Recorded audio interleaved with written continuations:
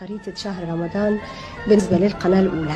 إن شاء الله الافتتاح كل يوم هيكون الساعة 12:30 في فترة الظهيرة، ما عدا يوم الجمعة هيكون الإرسال هيبدأ الساعة 10 صباحا، ومن 1 لحد 2:30 هيكون في برامج تعليمية. أما كل يوم في فترة الظهيرة الساعة 2:30 إن شاء الله بنقدم فيلم عربي علشان تسلوا صيامكم معانا.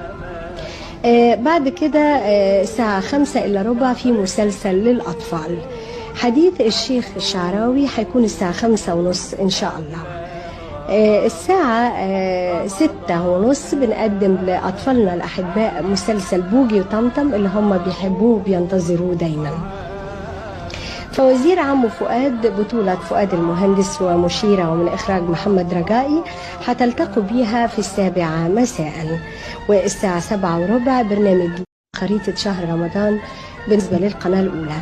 إن شاء الله الافتتاح كل يوم هيكون الساعة 12:30 في فترة الظهيرة، ما عدا يوم الجمعة هيكون الإرسال هيبدأ الساعة 10 صباحا، ومن 1 لحد 2:30 هيكون في برامج تعليمية.